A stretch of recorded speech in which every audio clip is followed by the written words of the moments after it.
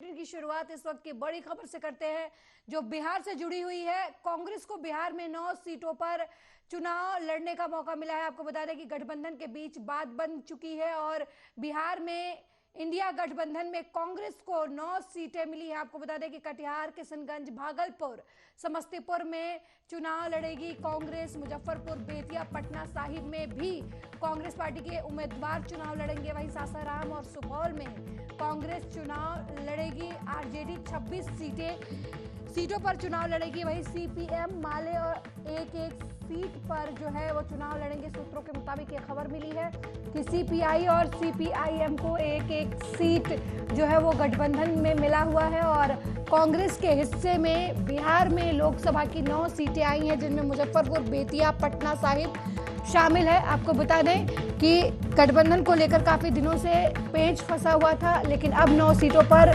जो है वो कांग्रेस के उम्मीदवार चुनाव लड़ेंगे। आरजेडी 26 सीटों पर चुनाव लड़ेगी, जबकि सीपीएम माले को एक सीट मिली हुई है। वहीं मुख्तार अंसारी की मौत के बाद प्रदेश सरकार के द्वारा जारी हाई अलर्ट का असर रायबरेली में भी दिखाई पड़ा। पुलिस अधीक्षक अभिषेक कुमार अग्रवाल ने भारी पुलिस बल के साथ शहर के कई मोहल्ले में फ्लैग मार्च किया। पूरे जिले को 19 जोन और 5 सेक्टरों में बांट दिया गया है। बता दें कि कल बांदा जेल में माफिया मुख्तार अंसारी को हार्ट अटैक हुआ था, जिसकी वजह से उन्हें मेडिकल कॉलेज में इलाज के लिए भर्ती कराया गया था, लेकिन इलाज के दौरान उनकी मौत हो गई। माफिया मुख्तार अंसारी की मौत के बाद प्रदेश सरकार के द्वारा बुलाई गई बैठक में पूरे प्रदेश में हाई अलर्ट जारी किया गया था। इसके बाद रायबरेली की पुलिस अधीक्षक अभिषेक कुमार अग्रवाल नेपाली पुलिस बल के साथ शहर के किला बाजार, कहारों का अड्डा और जहानाबाद चौकी जैसे संवेदनशील क्षेत्रों में फ्लैग मार्च किया और शांति व्यवस्था बनाए रखने के पुख्ता इंतजाम किए गए हैं। शुक्रवार की नमाज के दृष्टिगत आज हमारे द्वारा क्षेत्राधिकारी द्वारा, कोतवाली पुलिस द्वारा जहानाबाद और किला बाजार क्षेत्र में पेट्रोलिंग की गई है। पूरे क्षेत्र को रायबरेली पुलिस द्वारा 19 सेक्टर और 5 जोन में बांटा गया है। जितने भी संवेदनशील चौराहे हैं, मिश्रित आबादी वाले क्षेत्र हैं, वहाँ पर लगातार पुलिस द्वारा पेट्रोलिंग की जा रही है और जब नमाज का समय होगा तब भी पुलिस द्वारा पेट्रोलिंग की जाएगी। ड्रोन कैमरा के माध्यम से भी संवेदनशील।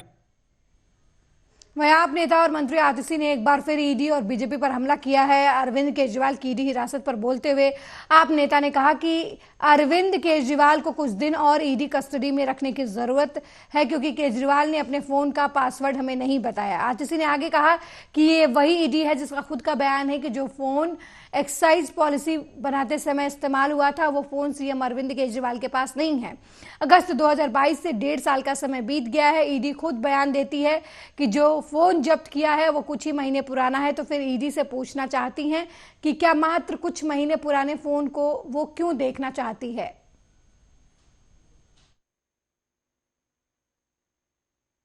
कल दोपहर को राउज एवेन्यू कोर्ट में जब अरविंद केजरीवाल जी की रिमांड की बहस चल रही थी, तो ईडी के वकील एएसजी एसवी राजू जी ने अनजाने में ईडी के असली मोटिव को, ईडी के असली ध्येय को कोर्ट के सामने और दुनिया के सामने रख दिया।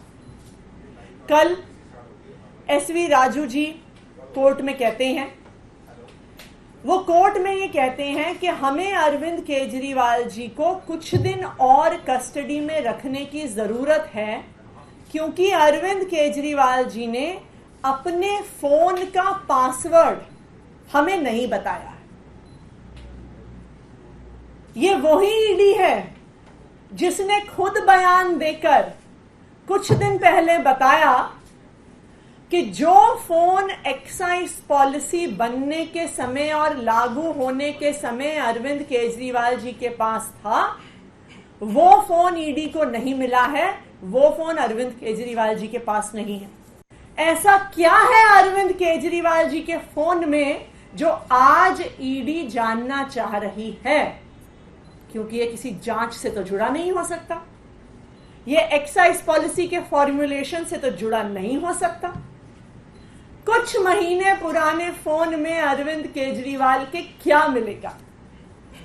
कुछ महीने पुराने फोन में लोकसभा चुनाव लड़ने की स्ट्रैटेजी मिलेगी। कुछ महीने पुराने फोन में अरविंद केजरीवाल की इंडिया अलायंस के बाकी सब लीडर्स के साथ क्या बातचीत चल रही है वो मिलेगी। अरविंद केजरीवाल के फोन में कॉन्स्टिट्यूएंसी बाय कॉन्स्टिट्यूएंसी आम आदमी पार्टी जिन 23 सीटों पे चुनाव लड़ रही है उसका सर्वे मिलेगा। आम आदमी पार्टी जिन सीटों पे चुनाव लड़ रही है उसका पूरा कैंपेन प्लान मिलेगा। कल दोपहर वहीं एक तरफ जहां अवैध अतिक्रमण पर नगर निगम की टीम शासन के निर्देशानुसार बुलडोजर के माध्यम से ध्वस्त करती नजर आती है और अतिक्रमण मुक्त कराने का दंभ भरती है, वहीं दूसरी तरफ मुख्यमंत्री के गृह जिले में ही कुछ प्रभावशाली लोग अपने प्रभाव के बल पर नाले को कब्जा करने में लगे हुए हैं, नाले के अस्तित्व को समाप्त कर रहे हैं और यहाँ बाबा का बुलडोजर खामोश नजर आता है। नाला जो गायब हुआ है यह नाला नरसिंहपुर इलाही बाग रोड केसी लॉन के ठीक पीछे है। इस लॉन में इलाही बाग और नरसिंहपुर के सैकड़ों परिवार के घरों का पानी जाता था और ये नाला आगे जाकर हार्वर्ड बनने वाले बड़े नाले से मिलता है। नाला कब्जा होने से उसकी सफाई नहीं हो पाती थी, जिससे बारिश और आम दिनों में भी मोहल्ले में जलभराव हो जाता था। नाले की सफाई और अतिक्रमण के हटाने के लिए स्थानीय पार्षद शमी महारा ने 5 दिसंबर 2023 को नगर आयुक्त को पत्र भी लिखा था, लेकिन कोई ठोस कार्रवाई नहीं हुई है। प्रभावशाली लोगों का प्रभाव इस तरह दिखता है कि 60 साल पुराने नाले को एक तरफ कब्जा करके समाप्त कर दिया गया है। वहीं जो नाला कभी अस्तित्व में नहीं था उस नाले के लाखों रुपए के खर्च करके अस्तित्व में लाया जा रहा है, जिससे लोगों को काफी परेशानियों का सामना करना पड़ रहा है।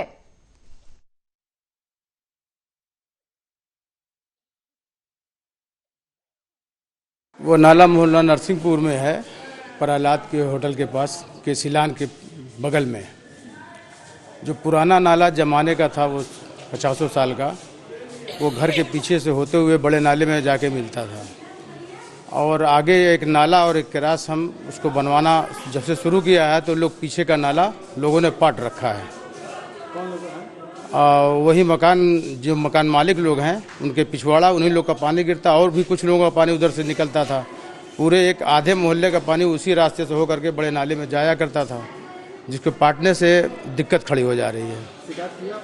शिकायत अभी हमने नहीं किया, वहाँ की जनता ने शिकायत किया है। क्या लग रहा है कि कुछ कार्रवाई का आश्वासन वगैरह मिला आपको? अभी तो फिलहाल नहीं मिला है कोई कार्रवाई का आश्वासन।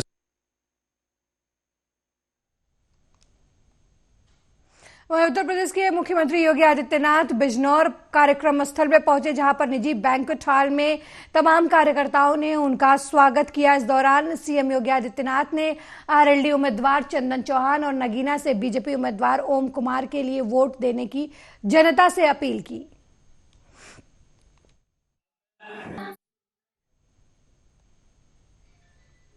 वहीं बिजनौर में महागठबंधन के घटक दलों के बीच सीटों का बंटवारा हो गया है। शुक्रवार को राजद कार्यालय में संयुक्त रूप से सीटों के बंटवारे की घोषणा हुई। इसमें राजद के 26 सीटों पर कांग्रेस के 9 और वाम दलों के खाते में 5 लोकसभा सीटें गई हैं। पूर्णिया सीट को लेकर कांग्रेस की तमाम कोशिशें असफल साबित हुई हैं। किशनगंज, कटिहार, भागलपुर, मुजफ्फरपुर, समस्तीपुर, वेस्ट चंपारण, पटना साहिब, सासाराम, महाराजगंज की सीटों पर अब कांग्रेस की तरफ से चुनाव लड़ा जाएगा।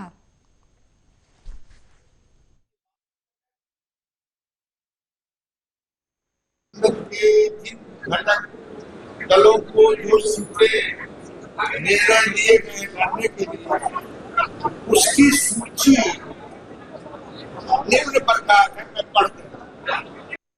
बिल्कुल हैसियत में वो करना पड़ा।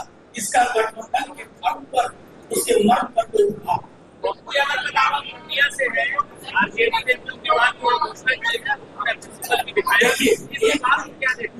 कुछ नहीं, मैं बताता हूँ। गठबंधन दलों का होता है, व्यक्ति के युद्ध में गठबंधन नहीं होता है और उस मर्म को सब लोग समझते हैं। वहीं शिवपुरी शहर में 13 साल के बच्चे की एक युवक ने बेल्ट से पिटाई कर दी। इतना ही नहीं, युवक ने इसका वीडियो बनाकर सोशल मीडिया पर वायरल किया। युवक ने इस वीडियो में कैप्शन भी लिखा, लोग मुझे बिगड़ा हुआ नवाब करते हैं। वहीं देहात थाने में इसकी शिकायत दर्ज कराई गई। बच्चे की मां ने बताया कि शौच के लिए गए बच्चे को संजय बाथम नाम के युवक ने पीटा और उसे पीटते हुए घर लाया। संजय का कहना है कि आशीष उनके घर की महिलाओं को देखता था। संजय ने धमकी भी दी कि जहां शिकायत करनी है करके आओ, वो उनका कुछ नहीं बिगड़ सकता। वहीं बच्चे की मां ने पुलिस थाने में जाकर इसकी शिकायत की और इस घटना के वीडियो के वायरल होने के बाद पुलिस हरकत में आई और पुलिस ने आरोपी युवक को गिरफ्तार कर लिया है। मैं वहाँ पर फ्रेश होने गया था। कहाँ पर? जो पोस्ट में। हाँ। तो घेर के मारा। किसने मारा? संजय डीमन ने। क्यों मारा? पता नहीं। वैसी किस चीज से मारा? बेल्ट से। बेल्ट से मारा। फिर क्या किया? फिर मारा, फिर घर ले आया। वही लोकसभा चुनाव का शंखनाद हो चुका है। पहले चरण के मतदान के लिए नामांकन प्रक्रिया भी पूरी हो चुकी है। सभी राजनीतिक दल चुनावी प्रचार में हिस्सा ले रहे हैं जिससे से ज्यादा सीटें हासिल कर सकें, अपनी सरकार बना सकें। वहीं अब चुनाव बहिष्कार की भी तस्वीरें सामने आ रही हैं। सड़क, आवास, पुल जैसी मांगों को लेकर लोग चुनाव बहिष्कार कर रहे हैं। कानपुर देहात में इटावा लोकसभा क्षेत्र के हथुमा में चुनाव बहिष्कार के बाद अब अकबरपुर लोकसभा क्षेत्र के करीब आधा दर्जन गांव के ग्रामीणों ने बैनर टांग दिया है अपने गांव के बाहर और चुनाव का बहिष्कार कर दिया है। बैनर में उन्होंने लिखा कि सड़क और नहर पर पुल नहीं तो वोट नहीं। अब मतदान बहिष्कार का मुद्दा तेज हुआ है तो बेजूपुरवा रेलवे अंडरपास के पास ग्रामीणों ने इकट्ठा होकर विरोध प्रदर्शन भी शुरू किया। वहीं सूचना पर रूरा पुलिस मौके पर पहुंची। इस दौरान ग्रामीणों की पुलिस बल के साथ झड़प भी हुई। पुलिस ने टंगे हुए बैनर हटा दिए और उन्हें फाड़ दिया। हमारे गांव के लिए परेशानी बहुत है। स्टेशन कहाँ से जाए, अब बच्चे पढ़ने जाते, बीमारी है तो कहाँ ले जाइए, गाड़ी पर कहाँ चढ़िए। साल मतदान बहिष्कार का कारण ये हुआ है कि 20 साल नहीं 50 साल हुए इस गांव के लिए। कई पार्टियों से कोई लेना देना, कोई भी पार्टी आवे, कोई नेता आवे, सबसे रिक्वेस्ट की गई कि हम लोगों को रास्ता चाहिए। बच्चे स्कूल जाते हैं, वहाँ एक्सीडेंट का खतरा, पुल नहर के पर पुल नहीं है। इसके बावजूद अभी रास्ता बंद की गई। सांसद जी से हम लोगों ने अपनी मांग की कि भैया रास्ता किसी तरह खुलवाई जाए। उन्होंने कहा कि ठीक है, कोई बात नहीं। आज वो हालात हम लोगों के हैं कि छोटे छोटे बच्चे विद्यालय नहीं जा पाए। अभी 2 महीने पहले हमारे गांव का एक व्यक्ति रेलवे में टकरा के कट गया। ठीक है, तो हम शुभंकर के संबंध में वहीं लोकसभा चुनाव 2024 के संबंध में मतदाता जागरूकता के लिए जिला प्रशासन झाबुआ ने मतदाताओं में मतदान के प्रति जागरूकता बढ़ाने के लिए शुभंकर बघीरा चुनावी काका काकी के पोस्टर का विमोचन किया था। इसके विरोध में आदिवासी सामाजिक संगठन जयस और प्रदेश मुक्ति मोर्चा संगठन ने अपना मोर्चा खोल दिया है। कलेक्टर से मांग की है कि आदिवासी समाज की तुलना पशुओं से ना की जाए, इससे उनका आदिवासी समाज आहत हो रहा है, जिसको लेकर इसे कलेक्टर से बदलने की मांग भी की गई है। देना है। शुभंकर के संबंध में जो डेलीगेशन मिला था उसके अतिरिक्त कल भी ज्ञापन भी दिया गया था कि उसमें ये बताया गया था कि आदिवासी संस्कृति के संबंध में उनका कहना था कि शुभंकर में परिवर्तन किया जाए। तो उन सुझावों को हम लोगों ने सुन भी लिया और उस पर हम लोग काम भी कर रहे हैं, क्योंकि निर्वाचन की मुख्य मंशा मतदाताओं को निर्वाचन के प्रति अवगत भी कराना है गतिविधियों से और उनको उसके संबंध में पूरी जानकारी भी देना है। जिसके जो सुझाव रहेंगे निश्चित रूप से वो आमंत्रित थे। वहीं रायबरेली में भट्टे के अंदर से ईंट निकालते समय गर्म ईंट की दीवार भरभराकर गिर गई। दीवार गिरने से भट्टे के अंदर काम कर रहे दंपत्ति बुरी तरीके से झुलस गए। दोनों को गंभीर हालत में जिला अस्पताल में भर्ती करवाया गया है, जहां उनकी हालत गंभीर बनी हुई है। मामला गोरबख्शगंज थाना क्षेत्र के दुलार रायगढ़ी के पास स्थित भट्टे का है। कैसे यमो जिला अस्पताल रायबरेली दंपत्ति झुलसे हुए हैं, क्या है मामला? 108 एम्बुलेंस से जतुआ टप्पा से 2 पेशेंट रेफर किया गया था, जो कि बर्न केस का इंजरी था। बाकी एक का नाम था सुखबाई था, जिसकी उम्र करीब 25 साल थी। एक तेजी राम थे, करके 30 साल उम्र थी। ये दोनों भट्टे के मजदूर हैं, भट्टे पर काम कर रहे थे। बाई एक्सीडेंटली कुछ दीवार वाल गिरा समथिंग, उससे बर्न इंजरी आ गई थी। बाकी जो लेडीज है उसको काफ़ी हेड इंजरी भी है, उसको काफ़ी नहीं सुनो तो राय साहब वहीं सिलवानी नगर के विश्वकर्मा गार्डन में लोकसभा चुनाव की तैयारियों को लेकर कलचुरी कलार समाज का सम्मेलन आयोजित किया गया, जिसमें मुख्य अतिथि भोपाल महापौर मालती राय, विशेष अतिथि लोकसभा विदिशा प्रभारी राजा राम शिवहरे सहित कलचुरी कलार समाज पदाधिकारी भी शामिल हुए। कार्यक्रम की अध्यक्षता नगर पार्षद पूर्व अध्यक्ष मुकेश राय ने की। वहीं आगामी लोकसभा चुनाव को लेकर भोपाल महापौर मालती राय ने कार्यक्रम को संबोधित करते हुए कहा कि उनकी समाज को अब एकजुटता के साथ विदिशा लोकसभा प्रत्याशी पूर्व मुख्यमंत्री शिवराज सिंह चौहान को रिकॉर्ड मतों से विजयी बनाने की है। कांग्रेस को विदिशा से कोई प्रत्याशी नहीं मिल रहा था, तो 33 साल पुराने प्रत्याशी को मैदान में उतार गया है। निश्चित ही आज भारतीय जनता पार्टी के यशस्वी पूर्व मुख्यमंत्री शिवराज सिंह चौहान जी की लोकसभा क्षेत्र में सिलवानी में कलार कलचुरी समाज के स्वजातीय बंधुओं द्वारा ये जानकारी दी गई थी कि एक बार महापौर जी आकर मालती राय आकर यहाँ की बैठक ले लें और इसी देखिए अभूतपूर्व अनुभव है। माननीय महापौर जी के यहाँ आगमन से पूरे कलार समाज में एक उत्साह और ऊर्जा का संचार हुआ है और महापौर जी जब यहाँ आके जब अपील की है तो सभी समाज बंधुओं ने इस बात का हमको विश्वास दिलाया है कि हम समाज ही नहीं बल्कि संपूर्ण क्षेत्र में घर जाकर माननीय शिवराज सिंह चौहान को, माननीय नरेंद्र मोदी जी को और भारतीय जनता पार्टी को जिताने के लिए संपूर्ण प्रयास करेंगे, तन से, मन से और धन से। हमारी सिलवानी तहसील के सभी गाँवों में जो निवासरत हैं राय समाज के सभी लोग यहाँ आए और आज हमारी समाज के गौरव सम्माननीय मालती राय जी का पहला नगर आगमन हुआ और उनका आग्रह कि ज़्यादा से ज़्यादा मतों में माननीय शिवराज सिंह जी के हाथ मजबूत करना है। हम सभी लोगों का संकल्प रहा कि प्रत्येक गांव, प्रत्येक घर जाकर ज़्यादा। मेरे साथ इस बुलेटिन में फिलहाल इतना ही। देश दुनिया की तमाम खबरों को देखने के लिए देखते रहिए आर्या न्यूज़। नमस्कार।